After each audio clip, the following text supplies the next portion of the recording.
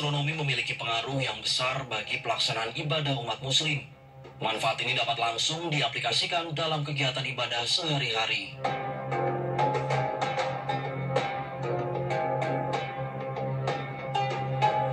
Ya, Pak Yudi, sejauh yang saya tahu ilmu astronomi kan dekat sekali dengan umat muslim begitu ya. Tapi sebetulnya pemanfaatannya sejauh mana, apalagi terkait dengan ibadah dari umat muslim ini sendiri? Betul, terima kasih. Jadi astronomi atau kalau dalam ilmu Islam itu dikenal dengan ilmu falak, tapi sebenarnya sama saja. Ya. Jadi untuk kegiatan ibadah memang sangat erat sekali ya dengan pergerakan benda langit, terutama bulan dan matahari. Jadi untuk umat Islam, untuk dalam ibadah setidaknya ada 4 yang utama, yaitu penentuan awal waktu sholat, kemudian awal bulan Dzulhijjah, kemudian Syawal, kemudian bulan bulan Ramadan dan bulan-bulan Hijriah lainnya, dan kemudian penentuan awalnya atau waktu terjadinya gerhana matahari dan bulan, yang terakhir berkaitan dengan tempat, yaitu untuk menentukan arah kiblat. Baik, lalu masing-masing dari tadi disebutkan kaitannya begitu ya. Secara rinci seperti apa sih sebetulnya ilmu astronomi ini berperan penting dalam 4 hal yang tadi sudah disebutkan oleh Pak Yudi? Iya, jadi kalau dalam ilmu astronomi memang ada 2 hal. Jadi kalau dalam ilmu secara keseluruhan itu memang ada yang berkaitan dengan perhitungan dan ada yang berkaitan dengan pengamatan, atau kalau dalam istilahnya ada yaitu hisab dan ru'yat ya, itu hisab dan ru'yat. Dari baik keempatnya itu tadi hisab dan ru'yat. Kalau penentuan awal waktu sholat itu menggunakan pergerakan matahari ya, matahari. Kemudian kalau penentuan awal bulan itu menggunakan pergerakan bulan ya, di matahari dan bulan. Dan kalau kemudian yang gabungan keduanya ataupun keduanya yaitu matahari dan bulan, yaitu penentuan gerhana. Nah, lalu kalau tempat, kita menggunakan posisi ataupun tempat lokasi 2 daerah, yaitu posisi misalkan kita di Indonesia, dan satu lagi yaitu tentunya kita menghadap kiblat, yaitu berada di kota Mekah. Itu bisa menggunakan matahari sebagai pemandu kita atau memberikan kita arah utara sebenarnya, bukan arah yang ditujukan oleh kompas. Sebenarnya kompas juga bisa, tapi kita menggunakan arah matahari untuk memberikan arah yang lebih akurat posisinya. Ya. Baik, lalu saya pernah dengar bahwa ada dalam 1 tahun ada hari tanpa bayangan begitu, dan itu juga erat kaitannya dengan penentuan kiblat. Itu seperti apa, Pak Yudi? Iya, kalau saya tadi bicara tentang matahari yang kita gunakan untuk menentukan arah kiblat gitu ya, itu kita menggunakan gerak semu matahari ya. Jadi sebenarnya yang bergerak itu bukan matahari tapi bumi, yaitu kita tinggal yaitu beredar mengelilingi matahari. Nah, tapi kita berada di bumi, yaitu kita melihatnya gerak semuanya. Nah, gerak semuanya itu seolah-olah matahari itu akan bergeser atau berosilasi, bergerak dari 23,5 derajat lintang utara sampai minus 23,5 derajat di selatannya itu.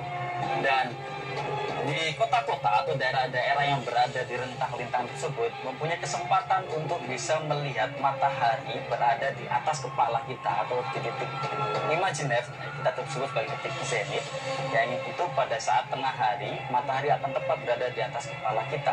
Dan kalau matahari tepat di atas kepala kita, cahaya akan lurus mengenai kita, badan kita, dan bayangan yang paling pendek.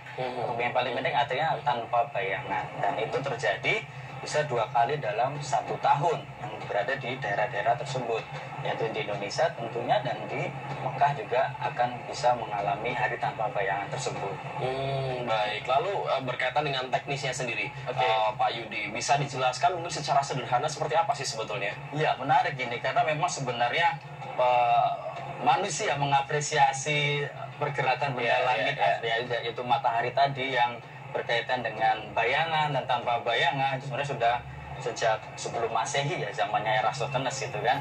Nah, kita gunakan juga sampai sekarang ini untuk menentukan arah kiblat yang mungkin sederhana ya, kalau tadi bilangnya kalau dengan alat yang lebih modern dan lebih bagus bisa dengan teknologi itu bisa dilakukan sepanjang tahun. Tapi kita bisa gunakan waktu istimewa tadi, waktu Rasul Kiblat, itu kita bisa gunakan yaitu pada hari tertentu, yaitu matahari berada di atas kota Mekah, itu sekitar yaitu tanggal 27-28 Mei ataupun ya 15 atau 16 Juli, bergantung tahun kehabisan atau tidaknya, itu matahari akan berada di atas kota Mekah atau di atas Ka'bah pada saat tengah hari. Iya. Nah, Indonesia secara waktu kan akan lebih dahulu.